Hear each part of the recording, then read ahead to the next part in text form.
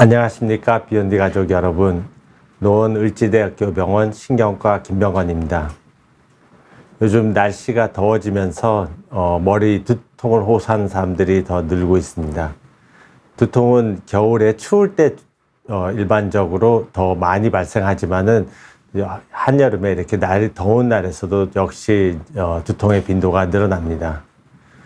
그래서 이런 이제 날씨 변화에 따라서 생기는 두통은 대부분 편두통인데요. 많은 사람들이 편두통에 대해서 잘못 인식을 하고 있습니다. 그것이 대표적인 게 편두통은 한쪽 머리 두통이라고 생각을 하는 것이죠. 아니, 편두통이 이제 글자 그대로 그게 한쪽 머리 두통인데 한쪽 머리 두통이 아니라니 이게 무슨 말입니까? 이게 동아시아 3국이 똑같습니다. 우리나라에서는 한글로 편두통이라고 쓰고 한자로 똑같이 한자를 차용해서 일본어에서도 같은 한자를 씁니다. 그리고 중국에서도 마찬가지고요. 그래서 동아시아 3국에 있는 모든 국민들은 편두통을 다 한쪽 머리 두통이라고 생각하고 있고, 그래서 중국이나 일본의 대만 이런 이제 신경과 의사들을 만나면은 이게 이제 편두통 인식 캠페인 하는데 가장 큰 걸림돌이 되고 있다고 이야기를 하고 있습니다. 왜 이런 일이 벌어졌냐면은 맨 처음에 어원을 보면 헤미크라니아라는 이런 이제 그리스어에서 나왔습니다. 그래서 2세기경에 이제 갈렌이라는 유명한 그리스의 철학자이자 의학자가 있거든요. 그러니까 히포크라테스보다 한참 후배인데, 그러니까 히포크라테스의 의학 이론을 발전을 시키신 분이죠. 이분이 이제 관찰을 해봤더니만은 한쪽 머리 두통이 이제 편두통의 특징이라는 거를 캐치를 하고는 헤미는 이제 그리스어로 반이라는 뜻이고, 크라니아는 스컬이거든요. 스컬은 해골이잖아요. 그러니까 머리뼈의 반쪽이 아프면서 다른 여러 가지 증상들, 울렁거리거나 이런 거에 동반되는 두통을 기술을 하면서 그냥 헤미크라니아라고 이름을 붙였습니다. 이게 로마자로 바뀌고, 그 다음에 14세기경에 이제 프랑스에서 현재 이제 마이그레인이라는 단어로 바뀐 거죠. 그러니까 마이그레인이라는 단어는 프랑스 말인데, 이제 미국에서는 일반인은 고사하고 의사들조차도 이 마이그레인이라는 단어 안에 이 반쪽 두통이라는 의미가 있다는 것을 모릅니다. 그래서 서구에서는 마이그레인이라는 병명을 이야기를 하면 그걸 병으로 받아들이거든요. 그래서 우리가 이제 당뇨가 있다든지 혈압이 있다든지 환자한테 설명을 하잖아요. 그러면은 내가 당뇨가 있구나, 혈압이 있구나 이렇게 이해를 하는 것처럼 마이그레인이라 그러면은 내가 편두통이라는 질환을 앓고 있거나 그러는 이제 이해를 하는데, 우리나라 사람의 경우에는 이 동아시아 똑같이 편두통이라고 이야기를 하면 한쪽 머리 두통이라고 이제 생각을 하거든요. 그러니까 다시 또 되묻습니다. 왜 편두통이 생겼는지, 편두통의 원인이 뭔지, 그러니까 편두통을 하나의 증상으로 생각하기 때문에 이거를 이제 질환으로 인식을 못하게 되는 거죠. 실제로 많은 편두통 환자들이 두통이 한쪽에서 시작되는 것은 맞습니다. 근데 나중에 이제 진행을 하면서 양쪽 머리가 아프게 되는 경우가 많거든요. 특히 이제 두통이 이제 심하게 되는 경우, 심한 두통이 점점 심해지면은 대부분의 경우에 이제 양쪽 머리에서 동시에 이제 앞에부터 시작해서 뒤에까지 다 머리가 아프게 되는 게 보통입니다. 이렇게 한쪽 머리 두통의 이제 대표적인 게 군발 두통이에요. 군발 두통은 신경과 의사들조차도 잘 모르던 이제 질환이에요. 왜냐하면 굉장히 드물기 때문이죠. 근데 요즘은 환자들도 이제 꽤 많이 압니다. 왜 그러냐면은 군발 두통 카페라는 가 생겨가지고 거기서 이제 환자들끼리 서로의 경험을 공유를 하면서 이제 이 질환에 대해서 환자들도 조금씩 인식을 해가죠. 이게 편두통보다 훨씬 굉장히 드물지만은 모든 두통 중에서 1차 두통이라 그러면은 특별한 원인 질환이 없는, 그냥 체질적으로 생기는 두통을 1차 질환이라 그러거든요. 1차 두통이라 그러거든요. 거기에는 편두통, 긴장형 두통, 군발 두통, 기타 1차 두통, 이렇게 4가지 유형의 두통이 포함이 되는데, 그 중에서 이제 군발 두통은 아주 특징적이고 재밌습니다. 물론 환자분 입장에서는 재미가 없지만요. 진짜 많이 아픕니다. 그래서 이 두통은 딱 절반만 머리가 아픕니다. 한쪽은 머리가 전혀 아프질 않고 그다음에 한쪽은, 그러니까 편두통 환자는 어느 한쪽이 더 아플 수는 있어도 양쪽이 다 아픈 경우가 훨씬 더 많거든요. 반면에 이런 이제 이 군발 두통의 경우에는 한쪽 두통만 있습니다. 한쪽 두통만 있는 것이 아니라 이렇게 이마에 그 두통이 있는 부위에 이마에 땀이 난다든지 아니면은 눈물, 콧물, 그다음에 눈이 충혈되고 이런 증상이 동반이 되게 됩니다. 이 두통이 매우 재밌는 것은 생체 시계와 연관이 있습니다. 그래서 1년 중에 비슷한 시기에 생기고 그다음에 하루 중에도 비슷한 시간에 발생을 하게 됩니다. 그래서 이제 군발 두통이라죠. 1년에 뭐 주로가 이제 추울 때 많이 생기거든요. 그래서 한 1월이나 2월 달쯤에 몰아서 한두 달간만 아픕니다. 그리고 나머지 10개월은 안 아픈 거죠. 그 한두 달 동안에 아플 때 이제 거의 같은 시간, 비슷한 시간에 아픕니다. 그래서 보통 새벽 2시, 뭐 오전 10시 이런 시간에 주로 생기는데, 그래서 하루에 한두 번씩, 한두 시간, 한 번 아프면 한두 시간. 편두통은 한 번 아프면은 반나절 이상 이렇게 지속이 되는 반면에 군발두통은 두통에 아주 극심한 대신에 짧은 것이 특징입니다. 편두통은 뭐 길게는 2, 3일도 가고 이러는데 군발두통은 한두 시간 있다가 없어집니다. 그리고 이제 그 두통이 다음날 다시 또 재발하는 거죠. 이런 이제 아주 특징적인 이제 두통입니다. 그래서 이 두통이 이제 매우 드물기 때문에 의사들도 이제 이런 환자들을 자주 접할 기회가 없기 때문에 왔을 때 바로 딱 이제 군발두통을 진단 못 내리는 수가 있거든요. 근데 이런 특징적인 이제 양상을 이해를 하시면은 내 두통이 군발두통일 수 있겠다 이렇게 아실 수가 있겠습니다. 실제로 한쪽 머리가 아픈 대표적인 두통은 1차 찌름 두통입니다. 조금 전에 말씀드린 것처럼 특별한 원인 없이 생기는 두통 질환 4가지가 있다고 그랬는데 편두통, 긴장형 두통, 군발 두통, 기타 1차 두통이 있는데 기타 1차 두통의 중에서 가장 흔한 것이 1차 찌름 두통입니다. 외래로 오는 환자들 중에서 편두통 다음으로 흔한 것이 1차 찌름 두통인데요. 주로 귀의 위나 뒤쪽에 이렇게 송곳으로 찌르는 듯이 팍 찌릅니다. 그러다가 또 좀 있다가 한 1분쯤 있다가 또 다시 또 팍 찌르죠. 그럼 환자들은 깜짝 놀라서 손이 저절로 올라가면서 아야 소리를 내게 됩니다. 이런 두통이 뭐 1년이나 2년에 한 번씩 며칠 동안 이제 지속이 되는 게 특징이죠. 그리고 머리 아플 때는 그 부위 머리카락만 만져도 이렇게 아프고, 이거는 편두통이나 이제 군발두통, 편두통은 이제 주로 10대 때 많이 생기고 군발두통은 20대 때 많이 생기는데, 이 1차 찌름 두통은 주로 조금 더 그보다 나이가 많은 한 40대에 많이 생기는 게 차이고, 두통의 지속 시간이 편두통은 반나절 이상, 그러니까 하루 정도 지속이 되고, 군발두통은 한두 시간인 반면에 이거는 1초, 2초 아주 짧은 시간 깜짝 놀라는 두통이 생기는 것이 특징이 되겠습니다. 두 번째 두통에 대한 오해 중에서 가장 흔한 것은 신경 쓰면 생기는 두통이 긴장형 두통이다. 이거 과거에 이제 저희도 그렇게 배웠습니다. 그래서 오후에 직장에서 일하다 보면은 뒷목이 뻣뻣해지면서 머리가 아프고 뭐 스트레스 받으면 머리 아프고 그러면은 이제 다 긴장형 두통, 그다음에 스트레스 두통이라고 이야기를 했었거든요. 근데 실제로 보면은 이러한 두통의 대부분은 이제 편두통인 거죠. 그래서 편두통의 유발 요인 중에서 가장 흔한 것이 스트레스와 피로입니다. 그다음에 월경, 술 이런 것들이 이제 흔한 두통이고 잘 알려진 두통이죠. 이거는 이제 논쟁의 여지가 거의 없는 유발 요인입니다. 그래서 이제 중고등학생들 머리 많이 아프던 학생들이 시험 잘 봐서 좋은 대학 가거나 아니면은 애들 때문에 스트레스 받는 학교 쌤들이 방학 때 되면 두통이 좋아지고 이런 것들이 바로 스트레스가 이제 해소가 되면은 이제 두통이 좋아지는 걸 보여줍니다. 그러니까 월경도 굉장히 강력한 두통 유발 요인인데요. 특히 뭐 이제 중년 여성에서 흔한데요.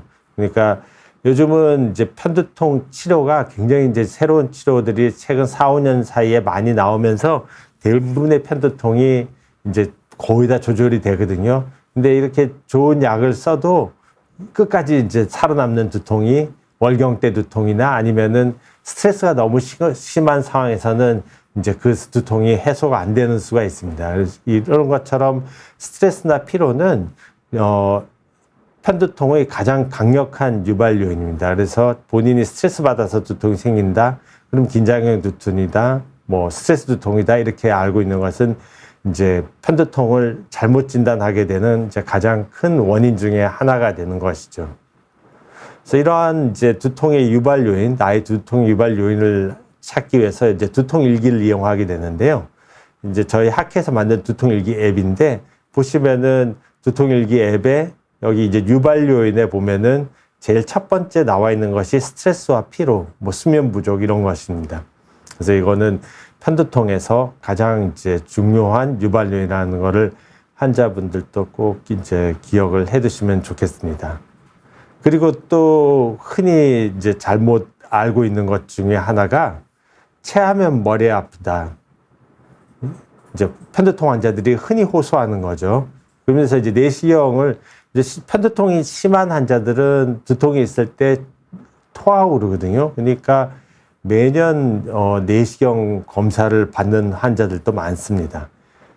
편두통 환자가 흔히 호소하는 증상들을 보면은 기름진 것을 먹으면 머리가 아프다, 체하면 머리가 아프다, 두통이 심하면 울렁거리고 토한다.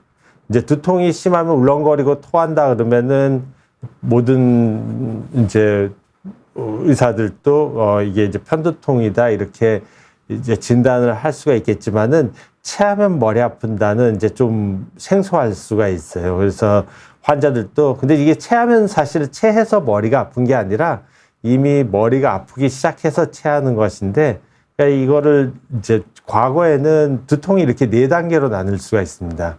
그래서 전구기, 조짐기, 두통기, 회복기 이렇게 나눌 수가 있는데, 지금의 이제 두통 진단 기준도 그러고, 제가 학생 때 두통을 배울 때도 이 두통기에 집중해서 배웠거든요. 그래서 머리 아플 때 두통과 함께 울렁거리고 토하고 빛이나 소리에 대해서 과민한 증상이 나타나면은 그거를 편두통이라고 진단을 했었거든요. 근데 최근 여러 영상의 발전에 따라서, 영상 기술의 발전에 따라서 두통 전 단계에 이제 두통이 오기 전에 이제 내 영상을 찍어보면 이미 이제 두통이 시작하는 부위가 활성화되는 걸 볼 수가 있거든요. 그거가 이제 전구기인데, 전구기 때 나타나는 증상이 바로 이제 소화가 안 되는 겁니다. 그래서 많은 편두통 환자들, 한 70% 정도 되는 편두통 환자들이, 이 긴장형 두통 환자들은 그런 것이 없는데, 편두통 환자들은 대부분 자기가 두통이 오기 전에 올 것 같은 느낌을 미리 이제 느낌이 옵니다. 그래서 그 느낌 중에 이제 대표적인 게 바로 소화가 안 되는 거죠. 그래서 평상시 때도 편두통 환자들은 위가 조금 이제 소화력이 좀 떨어지는 경우가 많거든요.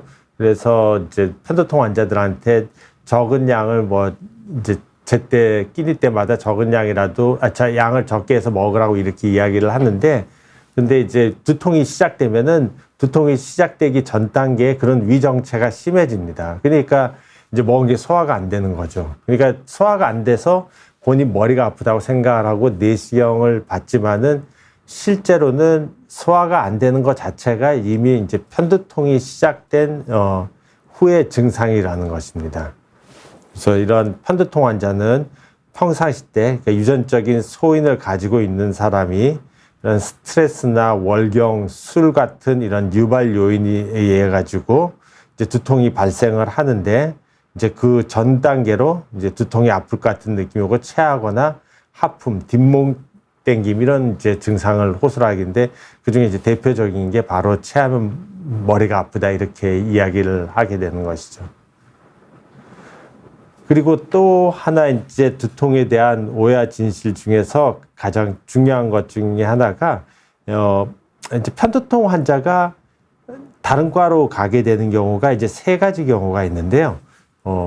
조금 전에 말씀드린 이제 체하면 머리 아프고 그다음에 두통 중에 이제 울렁거리고 토하는 게 어떤 환자는 그 두통 자체보다 더 심한 경우가 있어요. 그런 경우에는 환자가 그러니까 머리 아픈 것보다 소화 안 되고 토하는 게 더 증상이 더 불편하기 때문에 이제 당연히 소화기 내과를 가게 되겠죠. 그리고 또 한 경우가 편두통 환자가 어지러움이 두통 중에 흔히 동반이 되거든요. 그러면은 이제 어지러움이 더 두통보다 더 심하게 되면은 또 이비인후과를 찾아가게 될 수도 있습니다. 그리고 또 마지막 경우가 안과를 가게 되는 경우인데요. 편두통 환자가 두통이 이제 가장 심한 부위 중에 하나가 눈알이 빠질 것 같이 전두부, 측두부, 관자의 부위 아니면 눈알인대 부위 통증이 심하거든요. 그러니까 눈알이 빠질 듯하게 아프기 때문에 이제 안과를 가게 되죠. 근데 일반적인 규칙이 있습니다. 눈이 아무리 아프더라도 만약 눈이 하얀 눈이면은 그 두통의 원인은 안과적인 원인이 아니다. 물론 이제 예외가 있는 경우가 있지만은 이렇게 눈에서 오는 두통 중에서 가장 흔한 것이 이렇게 안압이 올라가면 생긴 녹내장의 경우인데요. 이 녹내장 같은 경우는 이렇게 공막이나 그러니까 이 안과적인 문제에 생기는 두통은 이런 공막이나 결막에 충혈이 동반이 되게 됩니다. 그래서 눈이 하얀 경우는 대부분 편두통인 경우가 많다. 그래서 만약에 눈알이 아픈데 물체가 두 개로 보인다든지 시력이 떨어진다든지 하는 문제가 동반이 되게 되면은 시신경이나 아니면은 안구 운동을 담당하는 내 신경에 이제 문제가 생겨서 그럴 수 있지만은 만약에 눈알만 아프고 눈이 하얗다 그러면은 그건 대부분의 경우 편두통이라고 보시면은 될 것 같습니다. 그리고 또 하나 또 이제 안과로 흔히 가게 되는 게 앞이 안 보이고 난다. 앞이 안 보이는 증상이 있거든요. 앞이 일시적으로 안 보이고 난 다음에 이게 이제 반복이 될 수도 있고, 그 다음에 이제 그 앞이 안 보이고 난 다음에 이제 두통이 동반될 수도 있어요. 편두통 환자 중에서 한 20% 정도가 이걸 이제 조짐이라고 그러는데, 그러니까 두통 전에 앞이 안 보이는 증상이 있습니다. 근데 이제 두통이 없이 앞이 안 보이는 증상만 있으면은 환자는 의사들은 좀 진단이 좀 이제 애매해지죠. 이제 보통 편두통 조짐의 경우에는 뒤에 편두통이 따라오는데 이렇게 편두통 없이 앞이 안 보이게 되는 경우만 또 있습니다. 그래서 이러한 시각 증상은 앞이 이제 무채색으로 뿌옇게 보이고, 그 다음에 주변부는 이렇게 이제 약간의 색깔을 띠게 되는 경우가 많습니다. 그리고 모양이 이렇게 성광 모양으로 지그재그 모양을 한다든지 아니면은 아지랭이가 피어오른 듯한 모양을 하고 있습니다. 그래서 시야가 이런 이제 증기에 나타나고 나서 두통이 오게 되면은 이건 앞에 있던 거는 편두통 조짐이라고 그러죠. 이 바로 조짐이 과거에 이제 전조라고도 불렀었는데요. 오라죠. 우리는 이제 흔히 아우라라고 이야기를 하죠. 그러니까 어떤 물체나 사람에서 나오는 기운 같은 것도 이제 오라가 될 수도 있고, 그 다음에 두통이나 간질이 나타나기 전에 나타나는 이런 신경학적 현상도 역시 이제 오라, 그러니까 우리말로는 아우라라고 이렇게 부르거든요. 이런 것들의 특징이 바로 이렇습니다. 보시면은 처음에 시작은 조그만하게 어느 한쪽 편에서 시작해요. 그래서 이게 이제 스물스물 커져요. 이게 여기 시간이 이렇게 나오는데 보통 이렇게 한 25분, 이렇게 시간의 경과에 따라서 이게 이동도 하고 점점점 커지고 나중에는 이제 그 가운데 잘 안 보이게 되고 한쪽이 시작해서 반대편으로 넘어가기도 하고 이렇게 커지다가 이게 없어지고 난 다음에 없어질 무렵부터 이제 두통이 서서히 오기 시작을 하는 거죠. 이게 이제 전형적인로 흔히 보는 이제 편두통 조짐이고요. 그 다음에 이러한 편두통 조짐에 일부 환자들은 우리나라에서는 좀 드문데요. 이런 식으로 손발이 저린, 특히 이제 손이 그렇죠. 손이 이렇게 저린 증상이 이렇게 나타나게 되거든요. 그래서 이런 게 나타나게 되면은 환자들은 되게 이제 우리 의사들 입장에서는 되게 흥미로운 현상인데 환자들은 이제 많이 놀래서 병원에 오게 되죠.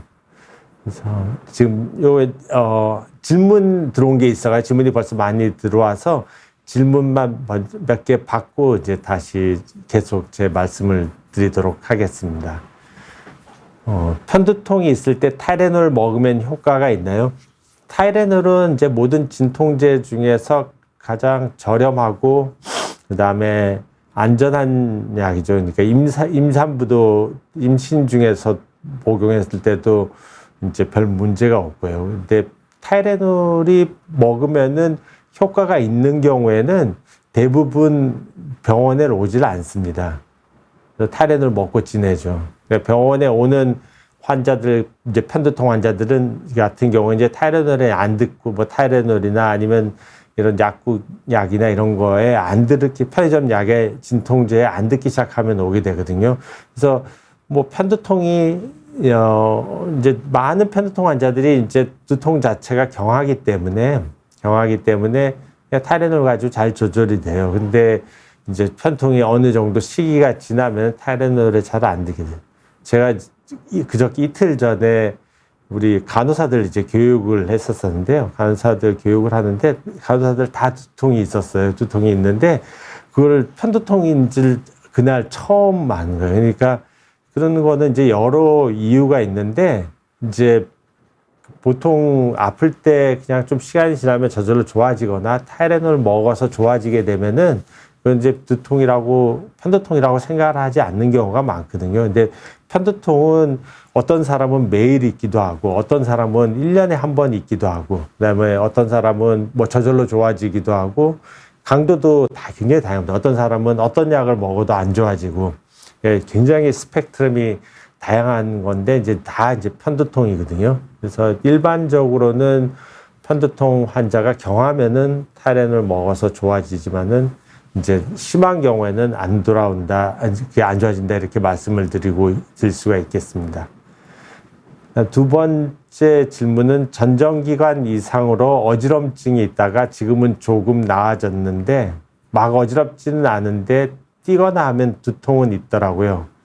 동네 신경과에서는 시간이 지나면 점점 좋아진다고 하는데 약 안 먹어도 괜찮을까요?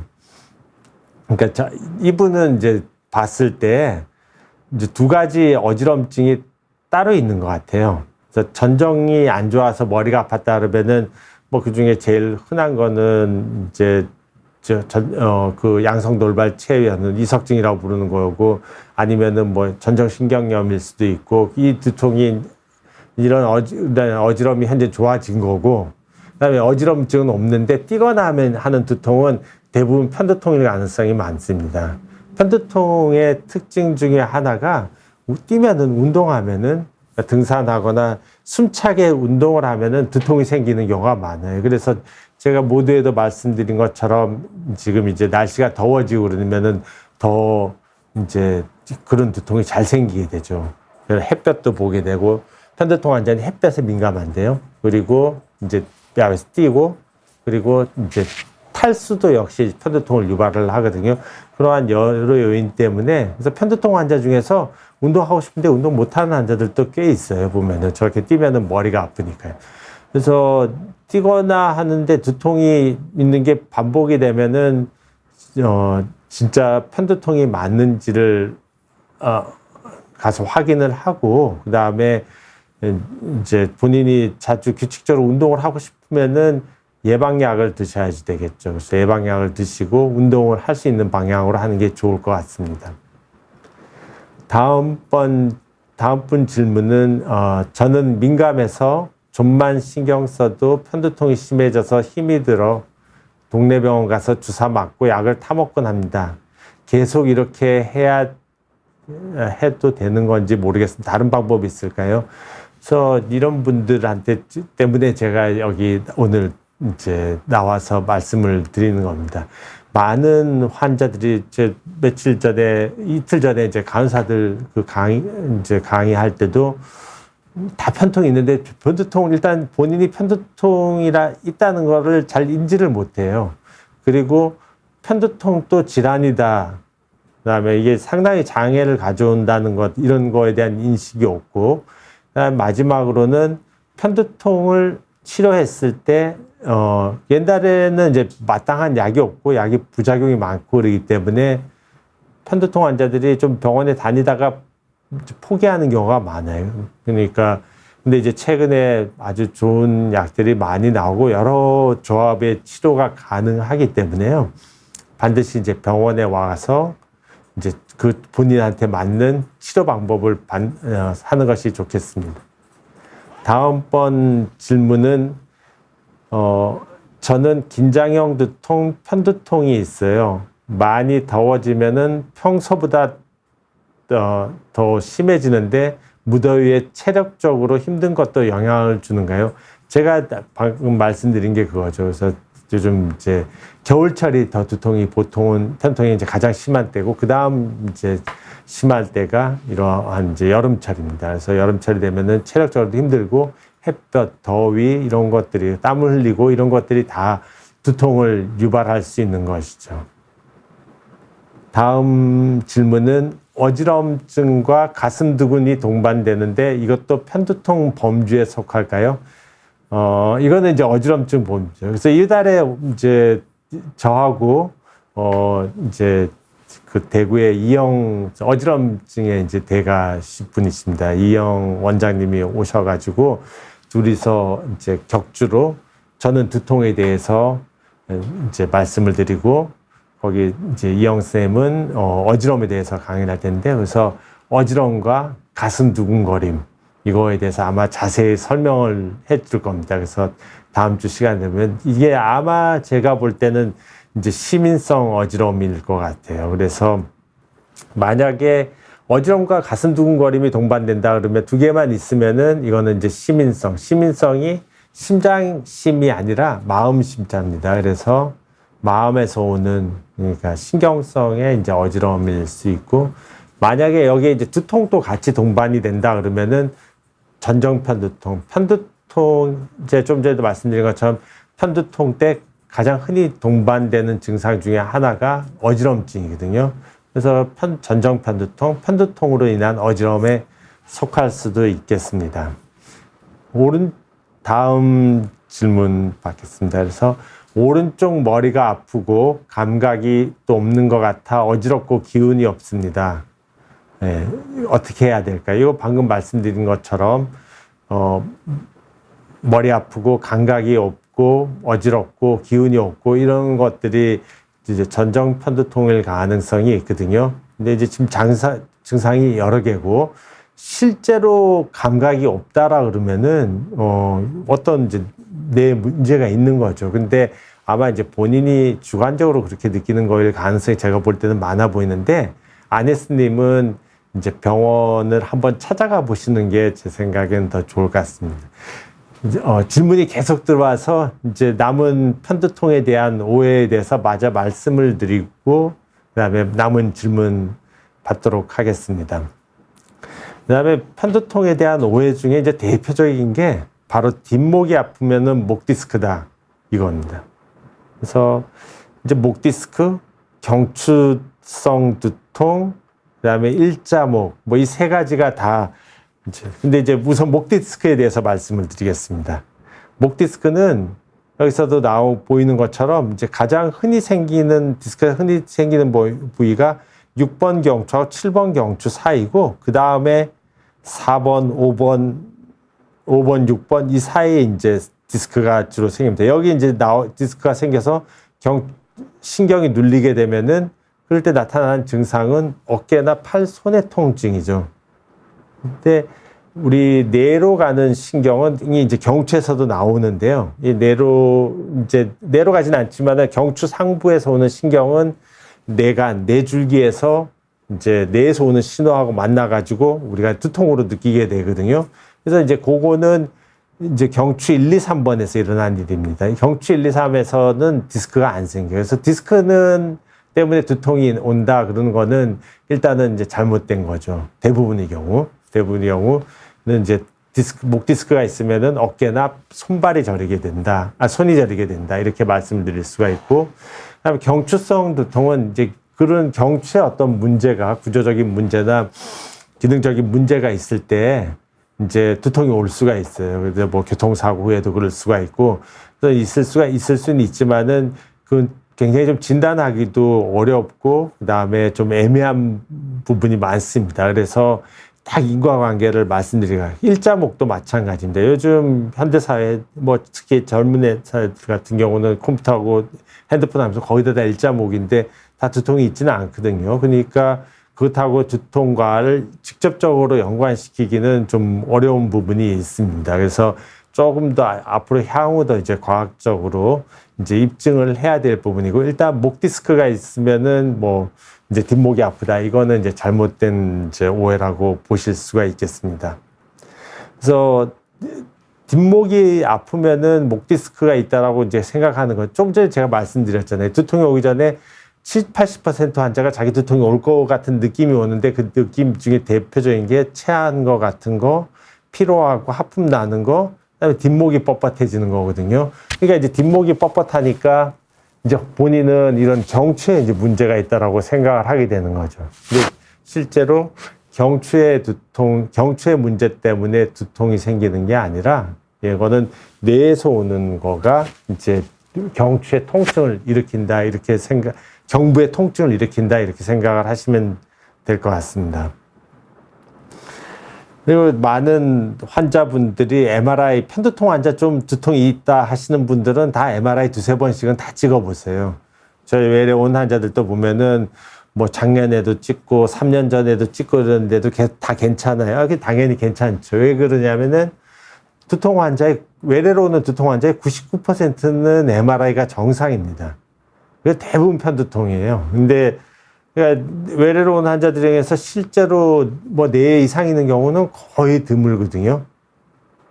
그리고 응급실로 오는 환자들조차도, 응급실로 오는 환자들도 90%는 뇌 이상이 없어요. 다 1차 두통이에요. 편두통이나 뭐 이런 다른 1차 두통인 경우가 더 대부분이거든요. 근데 이제 그래도 환자들은 불안하니까, 그다음에 이제 저희 애도 이제 편두통이 있어가지고 아기 때부터 아프다 그러니까 엄마가 불안해하고 그러니까 저도 저희 애 벌써 MRI 2번이나 찍혔거든요. 그러니까 그냥 엄마하고 애를 안심시키기 위해서 그냥 찍어주는 거죠. 그러니까 MRI 찍는 건 굉장히 흔한데, 실제로 반복되는 두통에서는 뇌영상, MRI나 CT를 할 필요가 없다는 게 이제 원칙입니다. 근데 그럼에도 불구하고 이제 환자분들이 원해서 많이들 검사를 하게 되죠. 그리고 대부분의 경우 이제 정상이고, 또 정상인 걸 확인하면서 두통이 또 좋아지시는 분들도 많습니다. 그럼 어떤 경우에 이제 MRI를 해야 되냐? 열이 날 때, 말이 어둔할 때, 중심을 못 잡을 때, 물체가 두 개로 그러니까 중심을 못 잡고 혼자 못 쓴다든지 정도로 중심이 흔들린다든지, 물체가 두 개로 보인다든지, 시력이 떨어진다든지, 이러면서 두통이 오게 되면은 뇌에 이상이 있을 가능성이 많은 것이죠. 이제 뇌에 이상이 있을 가능성이 많은 가장 대표적인 두통이 이제 벼락두통입니다. 벼락두통은 이제 갑자기 이렇게 벼락 치듯이 생기는 두통을 벼락두통이라는데, 두통이 시작돼서 최고조에 도달하는 데까지 걸리는 시간이 몇 초예요. 그러니까 갑자기 누가 도끼로 내려 찍는 듯이, 조금 전에 1차 찌름 두통은 송곳으로 콕 찔러서 1, 2초 잠깐 아픈 거죠. 이거는 그냥 터질 듯한 두통이 보통 몇 분 이상 갑니다. 이렇게 막 터져가. 그래서 이게 보면은 이런 출혈도 있고, 그 다음에 더 많게는 이렇게 혈관이 좁아지면서 이제 두통이 발생하게 되거든요. 그래서 이러한 벼락두통이 있게 되면은 반드시 응급실로 가셔야 됩니다. 응급실로 가셔서 CT 검사하고 뭐 척수액 검사를 해서 출혈이 아닌 것을 감별을 해야지 됩니다. 그리고 마지막으로 이제 제가 이제 첫 주, 3주 두 차례 걸쳐서 이제 두통에 대해서 말씀을 드릴 건데, 오늘은 주로 이제 진단에 대해서 말씀을 드리고, 3주째는 최근에 최신의 치료법부터 시작해서 이제 치료에 이제 중점을 둬서 할 예정입니다. 그렇지만은 이거는 이제 치료에 관한 부분이지만은 이제 말씀을 드릴 텐데요. 그래서 진통제 효과가 좋다 그러면은 매일 복용해도 좋다. 이거는 이제 진통제 효과가 좋으면은 그 진통제를 복용하는 거는 맞는데 두통이 자주 있게 되면은 계속 먹게 되면은 이런 약물 과용 두통.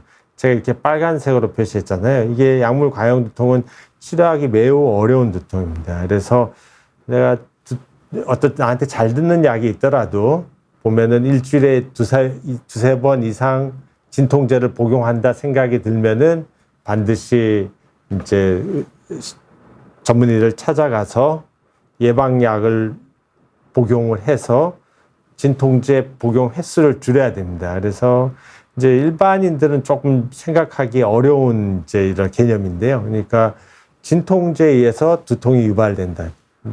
본인의 두통을 해소하기 위해서 먹는 진통제가 보통 사람들 중에서도 일반인들 중에서도 진통제 복용을 꺼려하는 사람들이 있어요. 뭐 이게 간이나 위장에 안 좋을까 봐. 근데 우리 두통 전문의들은 그런 거에 대한 이제 걱정보다는 이런 약물 과용 두통에 대한 걱정이 더 큽니다. 그래서 실제로 이제 뭐 아스피린 같은 걸 매일 먹으면 위장관 출혈 같은 게 생길 수는 있겠지만은 보통의 이제 진통제는 자주 먹었을 때 가장 흔히 나타나는 부작용은 바로 약물 과용 두통이 되겠습니다.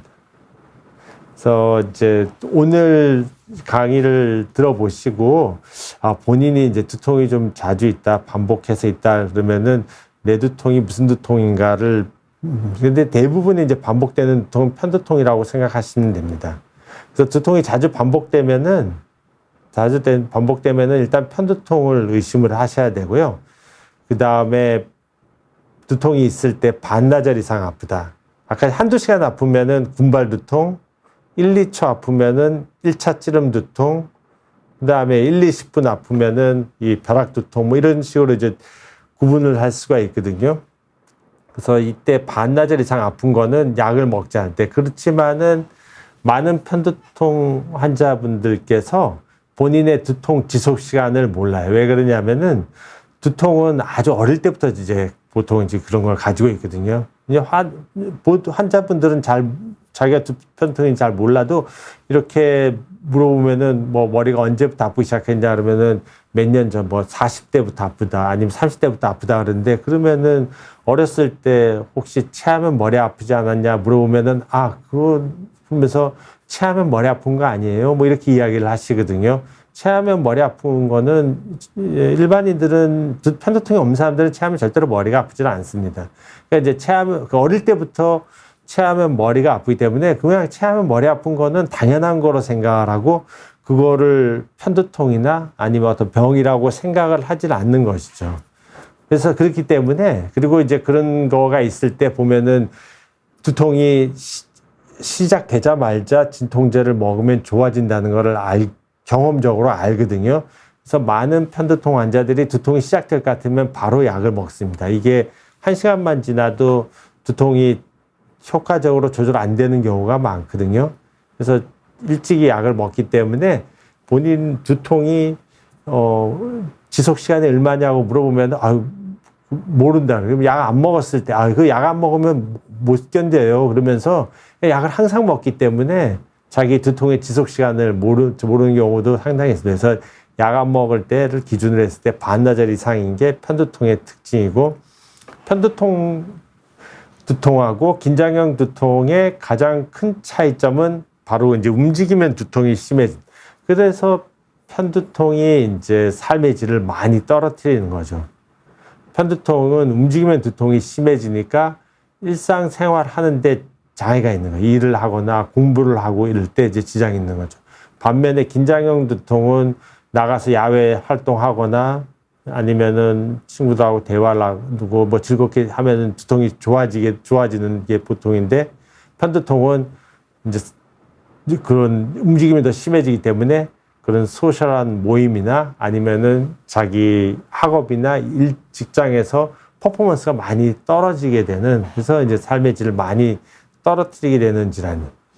그리고 말씀드린 것처럼 그냥 딱 하나를 묻는다 그러면 편두통 환자한테 체하면 머리 아픈지를 물어보는 게 가장 이제 민감도가 높은 두통 방법이고요. 그 다음에 두통을 진단하는 방법이고 여성의 경우는 월경 때, 그다음에 남자의 경우는 술 마실 때 머리가 아프다. 그래서 얼마 전에도 이제 다른 병원 쌤하고 술 마시는데 자기는 와인 많이 좋아하는데 와인 많이 못 마신다고. 마시면은 머리가 아프기 때문에 이제 그 편두통 때문인 거죠. 그리고 빛이나 소리, 냄새에 예민하다. 이런 경우에도 대부분 다 편두통이라고 보실 수가 있습니다. 그래서 편두통 환자들이 하는 말을 들으면은, 아, 이런 게 편두통이구나. 감기 기운이 있으면 머리부터 아파요. 그래서 이건 굉장히 유명한 이야기입니다. 그래서 이제 조금 전에 이제 편두통을 오진하게 되는 가장 큰 두 가지가 하나는 스트레스 때문에 두통이 생기면 그 긴장형 두통이다, 스트레스 두통이라는데 그것도 대부분 편두통인 경우가 많고 감기 기운이 있으면 감기 때문에 머리가 아픈 거로 생각하는데 감기 기운이 있는 환자들 생기는 두통이 대부분은 이제 또 편두통이거든요. 그다음에 스트레스 받으면 머리가 아파요. 눈이 빠질 것처럼 아파요. 체하면 머리가 아프고 시끄러우면 이거는 이제 소리에 대한 과민이죠. 그러니까 월경 때마다 너무 아파서 이제 꼼짝 못해요. 낮잠 자고 일어나면 머리 아파요. 편통 환자들은 자고 일어나면 이제 주말에 많이 잘 때도 머리가 아프고 낮에 잠깐 낮잠 자고 나면은 이제 머리가 이제 스물스물 아프기 시작하고 이런 것들이거든요. 그러니까 본인이 만약에 이런 증상 중에 하나가 있으면은 본인의 두통은 편두통으로 진단하는 것이 맞을 것 같습니다. 더 재밌는 거는 두통이 없는데도 편두통이라고 합니다. 대표적인 게 조금 전에 말씀드린 조짐이죠.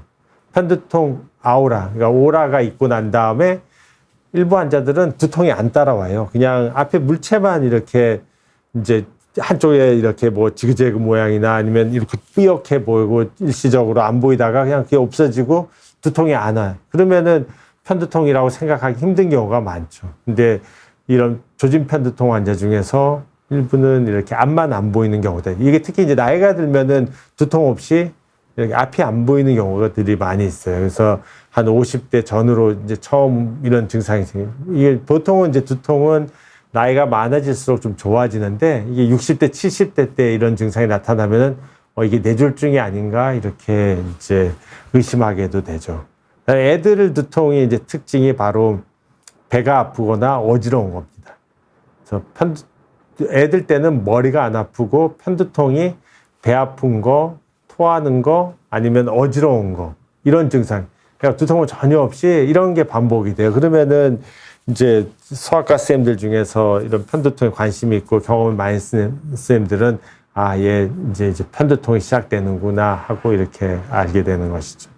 좀 전에 말씀드린 것처럼 이제 이런 두통 일기를 통해서 본인의 유발 요인이나 그다음에 두통의 양상 등을 기록하게 되면은 이제 이런 걸 기록을 해가지고 앱에 이제 대한두통학회 두통 일기가 있으니까 이거를 깔아가지고 병원에 가시기 전에 왜냐면 병원에 이제 의사들이 이렇게 만나서 오래 인터뷰할 시간이 없으시잖아요. 그래서 의사들이 워낙 많은 환자를 보다 보니까 그럴 때 좀 이런 거를 보여주고 그러면은 정리된 거를 보여주면은 의사들이 조금 더 쉽게 이제 빨리 이제 좀 두통을 캐치를 할 수가 있죠. 그래서 나이 드신 분 같은 경우에는 저런 이제 앱 사용이 어려신 분 같은 경우에는 이런 식으로 종이에다가 표시를 해도 되고 그다음에 많은 두통 이제 전문으로 보는 병원에서는 이제 진료 직전에 이렇게 두통 설문지를 쓰게 하거든요. 이런 설문지에 다 이런 내용이 다 포함되어 있습니다. 두통이 있을 때 나타나는 증상, 두통 전에 나타나는 증상, 두통 유발 요인 이런 것들을 보면은 한눈에 이제 이분의 두통이 뭐다 알 수가 있고 환자분은 이제 진료를 보기 전에 본인의 두통, 몇십 년 동안 알아왔던 두통에 대해서 좀 한번 정리할 수 있어서 좀 더 본인의 증상을 요령 있게 이야기할 수 있는 방법이 될 것 같습니다. 그래서 오늘 제가 말씀드린 내용은 준비한 내용은 여기까지이고요. 이제 들어온 질문 한 5분 정도 받고 오늘 시간을 마치도록 하겠습니다. 미루시와 님이 질문을 주셨는데요. 머리 이마 위쪽에 쿡쿡 누르거나 찌릿한 통증이 간혹 있고 왜 그런가요? 가슴이 답답한 경우도 조금 있는데 신경성이나 스트레스 제 생각에는 저거는 이제 편두통이 아닐 가능성이 좀 있어요. 저거는 진짜 스트레스나 뭐 긴장형 두통 이런 두통일 가능성이 있을 것 같습니다. 그래서 편두통은 유발 요인이나 그다음에 유발 요인이나 아니면 동반되는 증상 중에서는 대표적인 게 소화기 증상이라든지 아니면은 소리에 대해서 좀 예민해지고 빛에 대해서 예민해지고 이런 것들이 이제 동반되는 게 이제 보통이기 때문에 방금 말씀드린 증상은 그러니까 이제 본인 두통이 또 몇 시간 정도 지속되는가를 보는 것도 중요합니다. 그래서 그런 두통이 만약에 반나절 이상 두통이 지속이 된다 그러면은 그건 또 편두통일 수 있거든요. 그래서 그걸 조금 더 잘 관찰하시고 그래서 그런 거를 잘 정리를 해서 병원에 가서 의사 선생님께 이야기를 하면은 본인 두통을 좀 더 효율적으로 진단하고 치료를 받으실 수가 있으실 것 같습니다. 회사만 출근하면 머리가 아픈데 이거 편두통 가능성이 많습니다. 이게 그래서 휴직하고 이제 몇 달 휴직하고 나면은 이제 많은 편두통 환자들이 굉장히 좋아져요. 그래서 이제 이제 육아 때문에 휴직을 하든 휴직을 하든 근데 이제 출근 다시 앞두고 있으면은 그때부터 병원에 와가지고 하거든요. 이제 벌써 출근 시작하지도 않았는데 이제 얘기 불안으로 벌써부터 이제 두통이 아플 것 같다.